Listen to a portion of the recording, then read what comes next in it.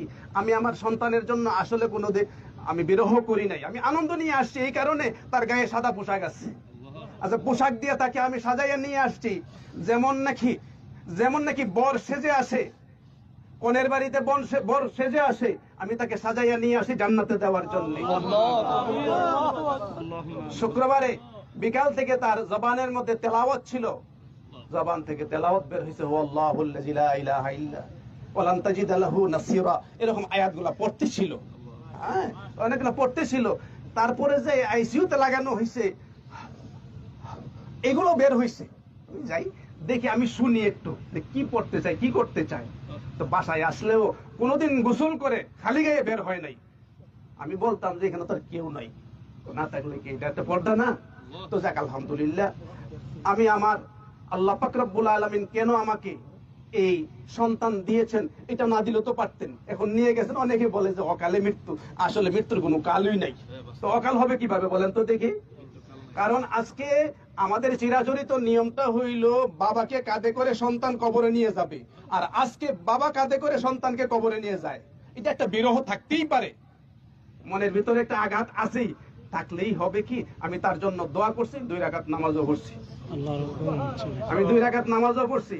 গত রাত্রে অনেকক্ষণ পর্যন্ত তাহাজ্জুদের নামাজ পড়ে আমি দোয়া করছি যে আল্লাহ যদি তার হায়াত থাকে দাও, আর না হইলে ইমানের সাথে আর কষ্ট না দিয়া, এই আইসিইউ তো কষ্ট, যারা গেছেন বুঝেন, আর যারা যান নাই আসলে বোঝার সুযোগ হয় না, আর যাওয়ারও দরকার নাই আমি মনে করি। আমি আসলে একদিক দিয়ে হইলো আনন্দ নিয়ে আমি চলে আসছি, আমার মধ্যে কোনো বিরহ নাই। হ্যাঁ, ওর আম্মা আমার চেয়ে আরো শক্ত মনওয়ালা, কোনো কান্নাকারি নাই। এটা করবো কেন? যদি এটা আমাকে না দিতেন, সিরিয়ালে যদি এটা না দিতেন, তাহলে তো আমরা 4 নম্বরে থাকতাম, এটা দেওয়াতে 5 নম্বর ছেলে হয়েছে আমরা, ঠিক না? তো এই জন্য আপনাদের কাছে দোয়া চাই। আমি হাসি মুখে কিন্তু আসলে সারাটা ঢাকা থেকে আমি পর্যন্ত আসছি। বাইতুল মুকাররমে সন্তানটা জোহরের পরে নামাজের কথা ছিল, আসরের পরে হয়েছে, হাজার হাজার ছাত্ররা এখানে কমান করতেছে যে আমরা আসরের পরে দেন, আমরা আসতেছি, আমরা সাইফুর রহমানকে আমরা অত্যন্ত ভালোবাসি, দেখা না হইলেও আমরা জানাজায় যেন শামিল হইতে পারি।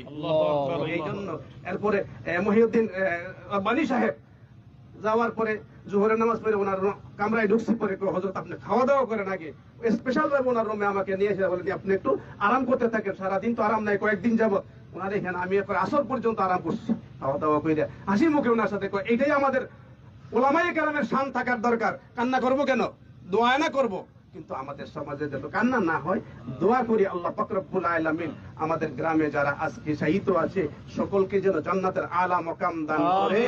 আজকে আপনারা যারা আসছেন তাদের প্রতি আমি কৃতজ্ঞ, কারণ ঢাকা থেকে আব্দুল কাইয়ুমুল্লাহ সাহেব আসছেন, আসলে গতকাল আমার এখানে গিয়েছেন, এর আগেও গিয়েছেন, বারবার দেখা করেছেন যে চিকিৎসা করতে গিয়ে যদি কিছু করণ লাগে কিন্তু আমাদেরকে কিন্তু নিরাশ করেন না, বুঝছেন না? নিরাশ না, কিন্তু আমরা সহযোগিতা নিয়েই চিকিৎসা করবো যদি বাইরে নিতে হয়। তো যাই হোক, সহযোগিতার প্রয়োজন এখন হয় নাই, আল্লাহ পাক নিয়ে গেছেন, আল্লাহ পাক যেন তাকে জান্নাতের উঁচা মাকাম দান করে। আমার মনের আশা, কারণ যেহেতু গুনাহ টুনা করছে না, আমি চোখে দেখি না, উস্তাদরাও বলতেছে, সেটা ডাইরেক্ট জান্নাতে যাওয়ার একটা মানে মনে হয় যে উপযুক্ত এক ব্যক্তি অবশ্যই সে সফলতা অর্জন করবে। আল্লাহ সকলকে তৌফিক দান করুক। আমার বড় ভাই আল্লাহ